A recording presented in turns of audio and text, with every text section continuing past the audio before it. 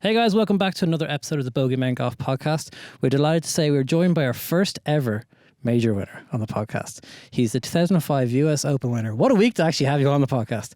Michael Campbell, thank you so much for coming on. Oh, pleasure. Pleasure, guys. How are you? So we're obviously here at Seapoint Golf Links for the Irish Legends Tour event. You've got a good relationship with golf in Ireland. How's the game at the moment? Obviously now I'm 54, so I'm categorized as an old man a little bit now. I feel like it. I've been lucky to have a great career, winning, I think, 15 times around the world, and including a major championship and a world match play and two Irish events, the Irish Open at Portmarnock and also the K Club, the European Open. So, my career's been pretty good, but it's great to be back in Ireland. It's been a while. I can't remember the last time I've been back here. It's been a long, long time, and playing the course yesterday and the day before.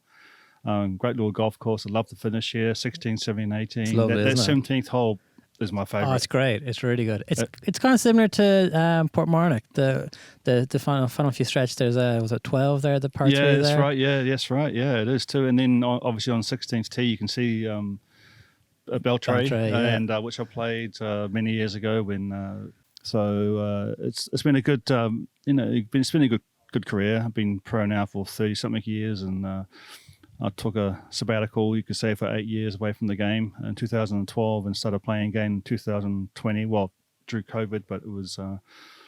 But yeah, it's been a really nice career the last 25 years or so. So how's the game at the moment?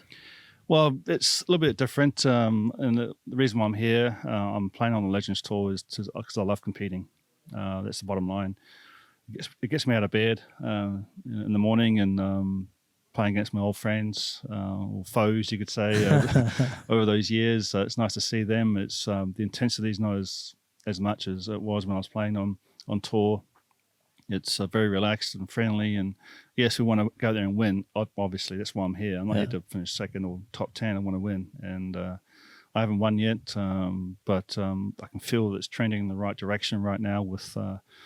I've been working pretty hard with my coach in America, so I want to win again. So that's one thing I really enjoy, is just holding that trophy at the end. It's probably fairly relaxed until it gets to the business end, and then you probably go straight back into. You do. You have that mode, that competitive mode. I would say on the first tee tomorrow in our first round. Yes, it's relaxing and fun. We've seen the boys, but business end of the stick. You want to go there and play again and win. What a place to win, just down the road from where you won your Irish Open. I know you've spoken before about how much you love links golf. Was that the kind of golf that you grew up learning? Like, what's links golf? Is there much links golf in New Zealand? Yeah. I mean, I grew up playing in the wind in Wellington. I think it's the second windiest city in the world, apparently. So I love the wind. I've always been a shot maker, and that's why I think I've done so well in the Opens. I think I finished like a third, a fifth, a sixth, or something like that. I had a nice little run there of playing well in the Opens. So I'm born to play this type of golf course, links golf courses. And where I grew up playing, it's quite a funny story. It was a farm. It has sheep everywhere to keep the grass down, fences around the greens. And back in those days, my dad was left-handed, so he chopped down the 6-iron for me, left-handed. And that's how I started playing. And I couldn't afford tees, so I used to collect dried up sheep shit to tee the ball up. And I used to put it in my pocket. Mum was fuming because every time she would do the washing, she could have all this sheep shit in my pocket everywhere. So that's how I started. And then after about, so I was like probably 8 years old then. And then I didn't like left-handed, so I changed to right-handed. I was going to say, you don't play left-handed. No.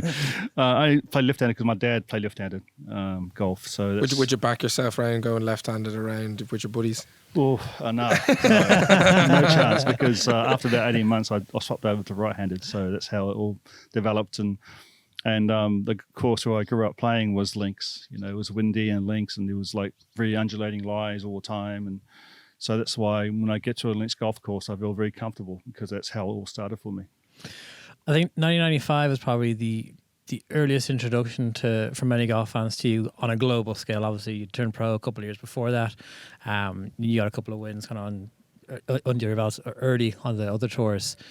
What was that Open at St Andrews like? I mean, we've just kind of, last year was obviously another Open at St Andrews. It's a special place. Everyone speaks about how important to the game it is.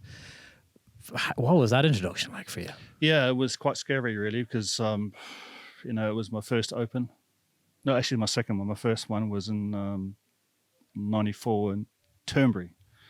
I missed the cut there, but I loved the whole feel of the Open. It's just the biggest tournament in the world, in my opinion. And then I qualified in '95, and going into it, I was playing quite nicely. I just finished second or third in the Scottish Open, which was played at Carnoustie. Can't remember who won. I think Wayne Riley won, actually. Okay. The Scottish Open '95, and so I was going into the Open quite in good form. I had my dad there, my girlfriend at the time, and my coach there, and we stayed at Dundee, which is normally like a half an hour drive, but because of the traffic, it was like an hour away. And I remember playing with practice rounds with Vijay Singh and Steve Elkington and Craig Parry, and I had no idea where to aim off the tee. As you know, if you play there, it's just a different beast, or completely. And so I learnt a lot during the practice rounds. I went on Sunday, Monday, Tuesday, and Wednesday practice rounds, and then shot, I think, 71 first round and another 71, or maybe I can't remember exactly. But that third round was, I think I shot 65. I think, yeah. And I was leading after 3 rounds by 3 shots, and that was pretty daunting. Being shunted into the golfing lights, you could say, of you were in the spotlight pretty early. Yeah, golfing media, and that was a bit of a shock. I think it was the bunker shot on the road hole. Yeah, that was exploded. Yeah, because everyone really stood up and went, "Okay, this guy can play. Yeah, this guy can really play." Because I remember actually in the practice round, Craig Parry said to me, "Michael, during the 4 rounds of the tournament, you'll be in this bunker, guaranteed." Yeah. So practice from it. So I did, and he helped me out with a few things to get up higher, and as you go along in your journey in this beautiful game, you always learn off the best, and I'm always asking questions, all the guys, you ask them, how do you think on this whole, what do you think about putting, chipping, iron play, low shots, high shots, whatever it's going to be, and so I'm always asking questions all the time. Yesterday I actually saw you on the putting green and you were chatting to no different people than even some young guys were coming up and you were giving them tips and stuff. Yeah, I'm just paying it forward, because I think the most important thing in golf is to have knowledge. That's power, and but obviously there's other stuff out there, opinions about the golf swing is not too good. But if you just be your own filter and take as much as you want, and just filter out what you want and keep, and then discard the rest. That's what I've done my whole career. Some guys tell me what to do with what they do with the putting stroke or the bunker play, whatever. I'll try it. I don't like it, bin it, and then someone else will come along. I remember Payne Stewart, for example, gave me a little tip about bunker play. Fairway bunkers. So I'm using that right now still. And this is going back 25 years ago. God, some man to get a tip off of. Yeah, I know. Yeah, so I've been fortunate enough to be, around these incredible golfers. Asking Jack Nicklaus about what he thought about, what he did when he won all those majors, and spoke to Tiger about that, Phil about pitching, Ernie about chipping, Vijay about bunker play. So although it's an individual sport, which it is, obviously, we share our knowledge, because it's what we do. It's what we do. And I'm doing that right now with, I'm helping a few guys out here as well on the seniors tour, and because I want them to see, I want them to play well. And that's one thing I got from this game, is that although we're playing as individuals, we want to help each other.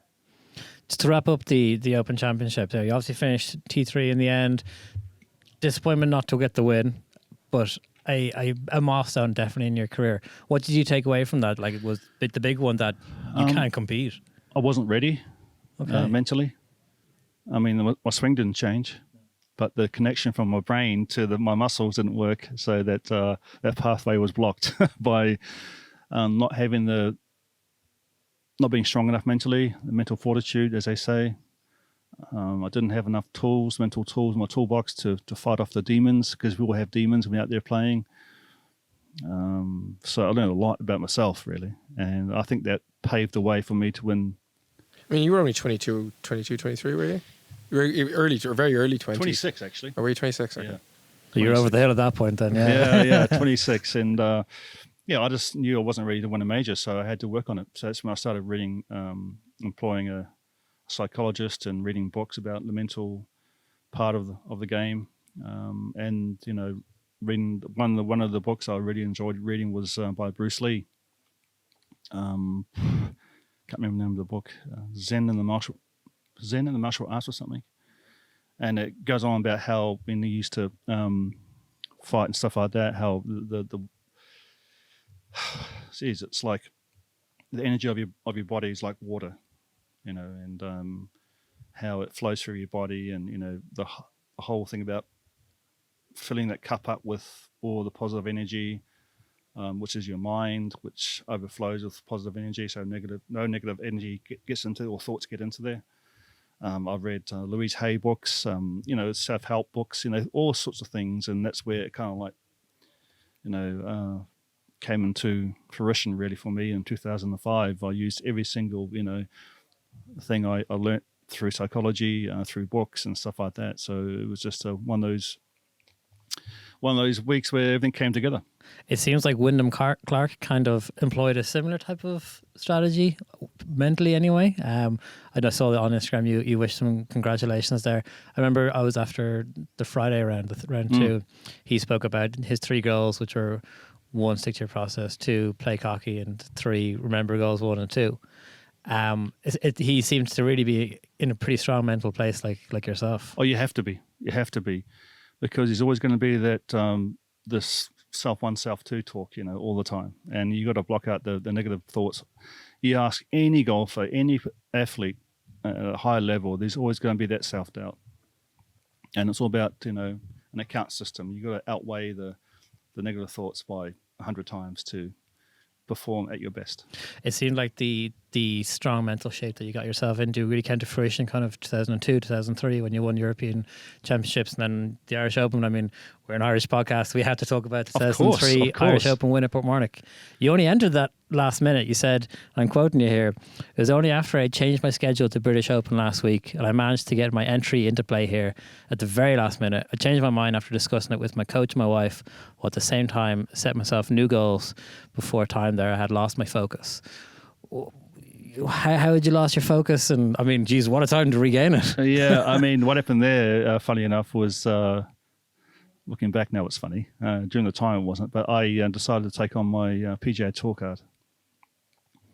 So the first 4 or 5 months before the Irish Open, I played in 12 events. Oof. And missed 12 cuts. Wow. Yeah. So, and I thought, okay, this is not for me. The environment. I'm not blaming the PGA Tour or America. It's just me. I didn't feel comfortable there. So I said to as I said in my quote, that I sat down with my team, my manager, and my wife, and my coach and my caddy. And I said, guys, I don't like it here. Let's move back. That's what happened. Because I was with my kids on tour, and I was thinking about shifting my whole family over to America. I even bought a house in the Bahamas. I was ready to go. And I didn't even go to the house because I wanted to just leave. And so I left. So after missing 12 cuts in a row, or maybe 10 cuts, I can't remember exactly the number, 10 cuts in a row, I left. My first one in Europe was the Irish Open. That's an unbelievable turnaround, firstly, because, I mean, you shot 11 under. So it's not like you weren't playing well over in the PGA Tour, or maybe just the style of golf course suited you better. But you then headed into a 3-way playoff against Thomas Bjorn, Peter Hedblom. Talk to us about that, because you said in your own words you shot one of the best shots of your career to win that. You stitched like an approach shot to like a foot. Yeah, that's right, yeah. What did that feel like? Just obviously off the back of the streak that you'd been going through and the form that you'd been going through, how vindicating did that feel? It kind of like cemented that I was. You made the right decision for sure. Yeah, exactly that. Also that I'm still a pretty good golfer. It was purely a mental block when I played in America and decided to move my whole family over to America. So that's when I thought, okay, it's not my place to be. So Europe's going to be my home now, which it has been for the last 30 years. You know. How did that mental block change? Because, I mean, obviously then 2 years later, you go on, win the US Open. It's at Pinehurst, which, I mean, it plays firm and fast, and I'd say not a million miles away from Links, yeah. Links golf and what you might have grown up on in New Zealand. Did that mental block change when you came to Pinehurst, or was it just a course that suited you? Well, once again, there's a story behind that. Okay.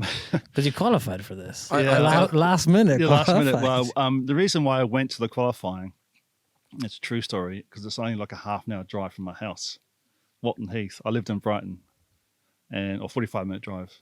And, well, let me rewind here. So at the start of the year in 2005, I played like 5 or 6 events and missed 5 cuts in a row. I was shooting 80s, heading off the planet. And I said to my coach, I have to come over, mate, because this is horrendous how I'm swinging it right now. And I think, you know, there's a link between swinging it poorly and playing poorly and mentally as well. There's a mental attitude there as well that wasn't great. So I went to see my coach, I think it was around April maybe, and spent 5 weeks with him, grinding it out, and we found a golden nugget, I call it. And I used that, and then I went back to Europe and finished like top 10, top 5, and it's like, wow, things changed around again. Complete turnaround. And then, my wife kicked me out of the house on the Monday morning. So another late call. Last minute entry. Kicked me out of the house and said, look, you know, go and qualify at Walton Heath. I said, I don't really want to, you know. I said, okay, I'll go. Then I'll go. My manager convinced me as well. He convinced me to go. So I went, and I never forget playing with Steve Webster, the last hole. I knew that 4-under was going to make the cut. And Webby hit it to about 10 feet. I hit to 9 feet on the last hole.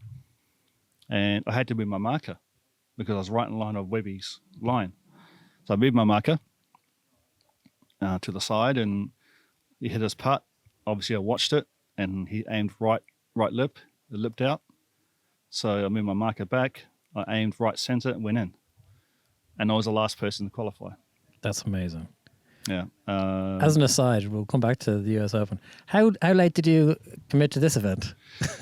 Oh, I don't know. It was pretty close. Okay. It was pretty close. Well, if we're going off of that form. It was pretty close. So that happened, and so I thought, okay. And that must have been funny when you went home and your wife says, how'd you get on? Yeah, I'm after American. Yeah, thanks for pushing me. Book your tickets. I actually thanked her a lot then. That day, trust me. So, yeah, I went to America and got there, and I was putting poorly. So another funny story, I got a belly putter. You know, back in those days, you put anchor, yeah. So, and then my coach turns up. He goes, Campbell, what are you doing? I said, my putting's terrible. He goes, give me that putter. So he grabbed it off me and threw it in the bin. He said, you're not doing that. So we decided actually to go to a different golf course and worked on my putting for the whole day. In America? In America, Okay. like a half an hour drive. It was called Pine Needles, actually. Oh, yeah. Pine Needles. Yeah, well, the Women's US Open was there last year. Yeah. Exactly. And because I was staying there as well. And we worked on my putting for the whole day, because that was the missing link between me playing, you know, really well, because I was striking the ball great. Short game was fantastic.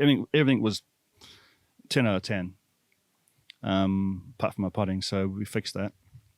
And then I played a practice round with, once again, me asking questions with Vijay Singh. And Vijay's a good friend of mine, and he's hitting these spinning little bunker shots, because that week the sand was quite grainy. So my bunker shots were coming out too much spin. Okay. And he told me, no, you got to do that and that and that. I thought, oh, that's nice. So that week, during the tournament, I hit in 7 bunkers, up and down 6 times, and hold one. So this is what I'm talking about. I mean, those defining moments like that. Just at the right time. At the right time. I mean, it was pure luck. I played with VJ. Did VJ ask for commission? No, I sent a dozen champagne bottles, so he was happy with that. That's very good of you. But you know, these things like that, and I saw VJ on the driving range. I said, VJ, you want to play? Yeah, let's go and play. So if I didn't ask him, So it's all the stars aligning. I don't know. It's all serendipity. Yeah, exactly. Just with before you went in, I know I read somewhere that you were big in setting yourself little goals, even in your practice. Okay, I want to hit this many greens regulation. Is it true you gave yourself a goal that if you came to a certain position in the US Open, you were going to buy yourself a Porsche? Oh yeah, I forgot about that. So, do you still have the Porsche? Yeah. So back in those days, you had a diary, right? Diary, and every week, you're right. Every week, I had a goal. It could be, I don't know, 5 minutes extra on the treadmill, or could be break 30 putts every round, or could be hit 14 greens, or 10 fairway. I don't know. It varied every week.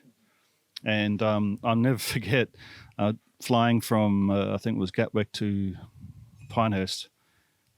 I had to set a goal for myself, and I still got it actually written down somewhere. I said something like top 10 a second-hand Porsche Carrera 2, second-hand, 20 mile. It was very Pacific. It was 20,000 miles, maybe 2000, 2001.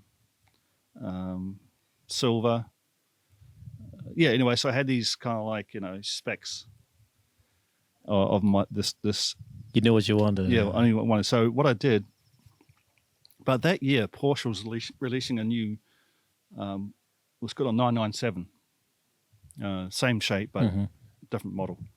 So what I did on my golf ball, I wrote 997. It sounded like a dot, or whatever, or line. I put 997 on my That was your golf ball. marker. That's my marker. And do you think that helped you going through, that you weren't thinking about, I'm in the top 10 or I'm in the 5, I'm in contention? It's just like, I want to get that Porsche, and it kind of took you away from I mean, for me, it was like playing a game within a game. I mean, I was just thinking about my Porsche. So after 2 rounds, I'm in, I think I'm like 4th the lead and top 5 or something like that. So I thought, okay. So I crossed out the second-hand Porsche and put down new.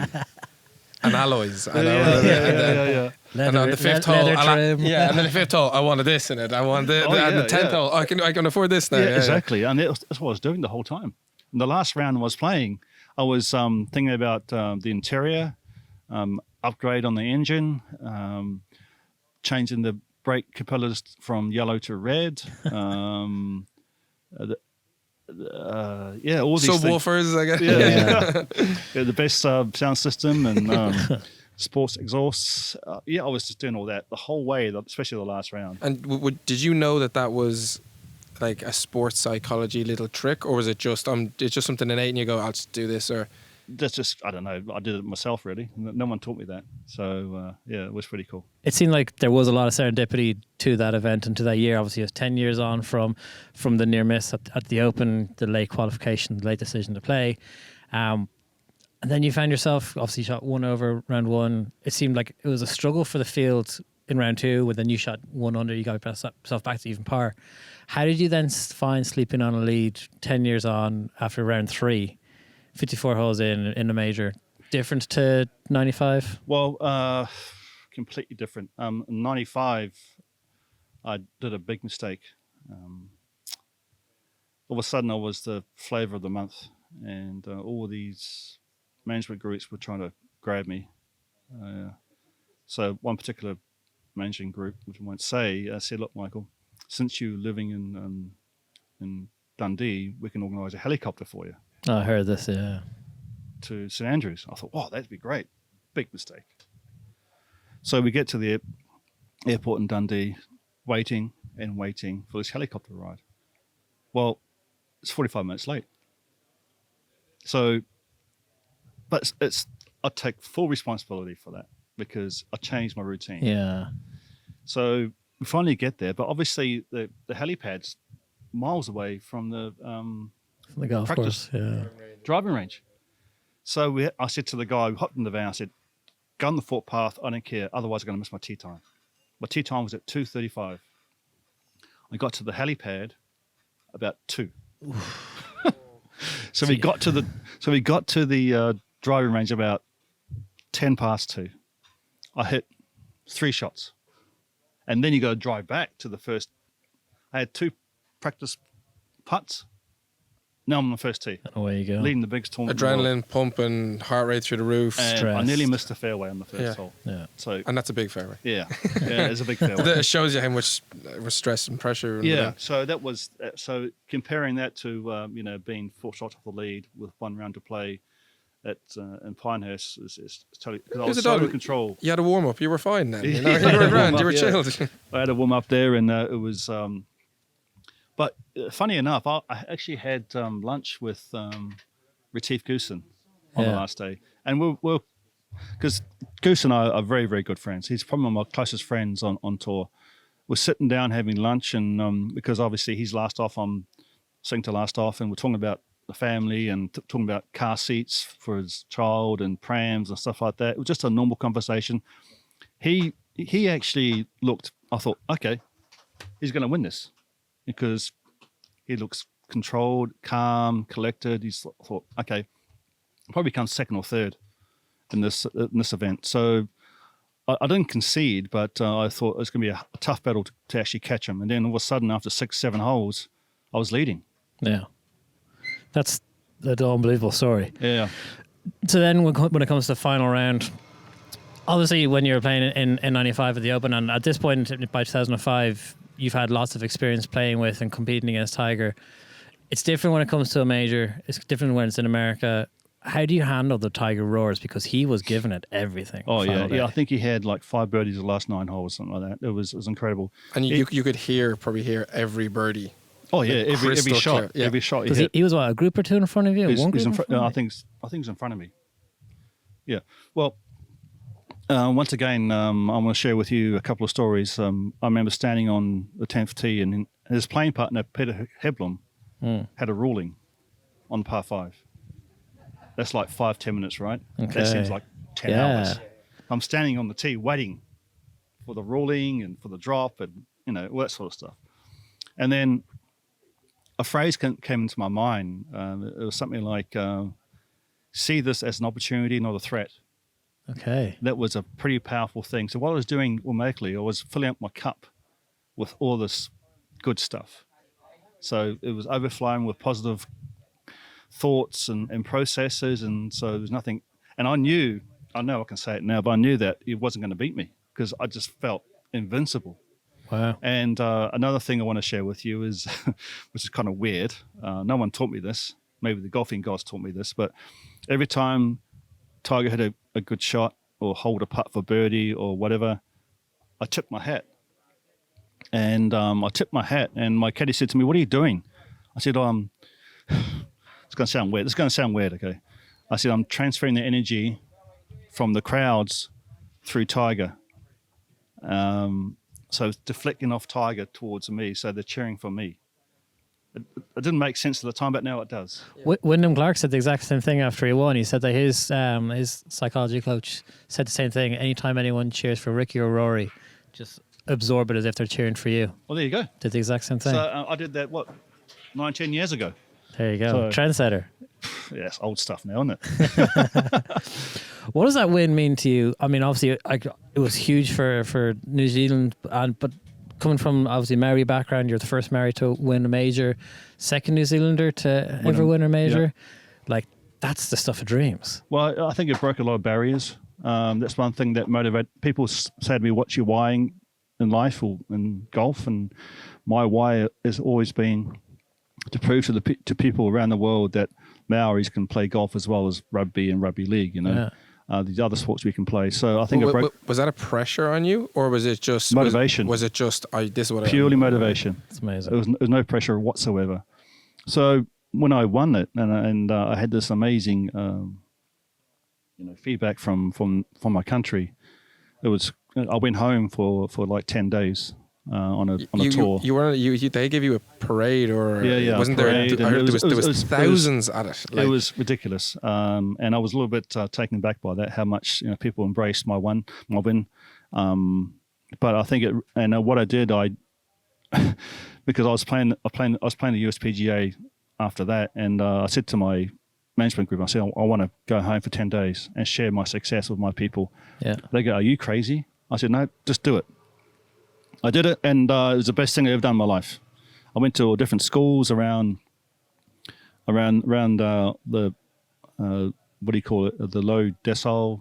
Kind of disadvantaged schools. Yeah, disadvantaged schools. Just to I went around to like 10 different schools, and spoke about my victory and how you can because when I grew up I told my parents that I'm going to be a golf professional, and I thought I was crazy. All my relatives, all my people around, my friends said I was crazy.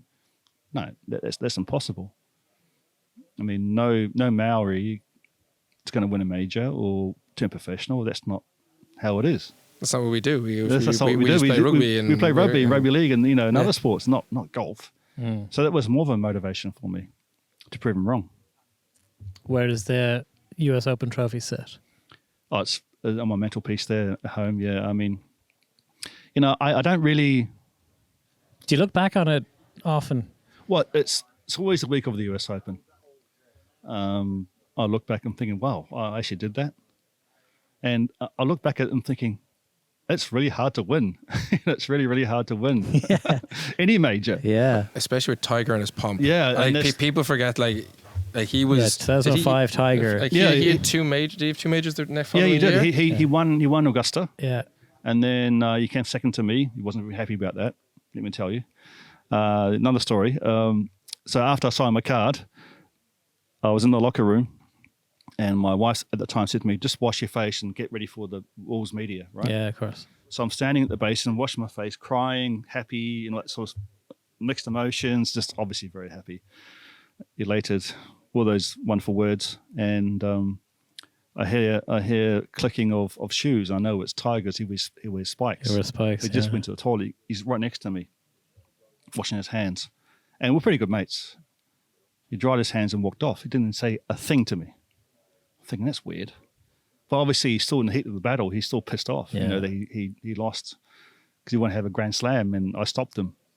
But he came back to me after, tapped me on the shoulder. He said, well done, Michael. So that was nice to get that accolade from probably the best player that we've ever seen. But you beat him again after that, again, didn't you? When he was running for something like I with that. People say they have the fear when Tiger coming up the leaderboard. How did you feel when you were going head to head with Tiger? I embraced it. I thought, this is fun. This is my playground. Let's have some fun. That's where you want to be, isn't it? You want to be competing with and beating the best of the best. Yeah, I mean, because he won Augusta and he won the Open. Yeah. 2 months after that. So to beat Tiger in his prime, to me, is nothing better. I think the fact he was probably annoyed or pissed off probably shows exactly the kind of place he was in and how big it was. Of course. And then if you notice in the what do you call it, the ceremony, he was there. No one. Second never goes to. They never hang around. Yeah. To the prize ceremony. So it was a nice gesture from him to actually be on stage with me. That was a nice gesture. And I think through Steve Williams, because he's obviously Steve Williams is his caddy and a Kiwi, he told he wanted to show respect. So that was nice. Yeah, that was stunning. I think we don't want to take up too much more of your time. Good luck this week. You entered this pretty late, so I think that's a good sign. If that should we nip to the bookies? Well, yeah, I'm going to nip down to the bookies. Be back in a few minutes. Good luck this week. Thank you very much for having a chat with us. Like I said, the first major winner we've had in the podcast. We've really wanted to have you on for a long, long time, and just very serendipitous that you're on the week after the US Open. Yeah, exactly. But thanks, guys. But I really enjoy sharing my stories because all you see really is guys like Wyndham, for example, winning last week, and other players too winning in majors. That the backstories are more interesting, I think, than the actual winning it and how it all transpires. So that's the thing that really got us involved, or really enjoying this podcast, was you see people playing between the ropes and you see someone hit a good shot, a bad shot, but there's so much context to the person behind that. And like hearing stories like yours and getting to spend 40 minutes chatting with you is honestly just so much fun for us. All right, guys. Thank you very much. Thank you. On the tee, Jack Nicklaus. This is the minute that millions around the world have waited for. We will allow you to enjoy all of this. They are dancing in the pubs of Dublin. Harrington with an ace. And we have a shining star at sunset. Rory continues his run to greatness. The return to glory.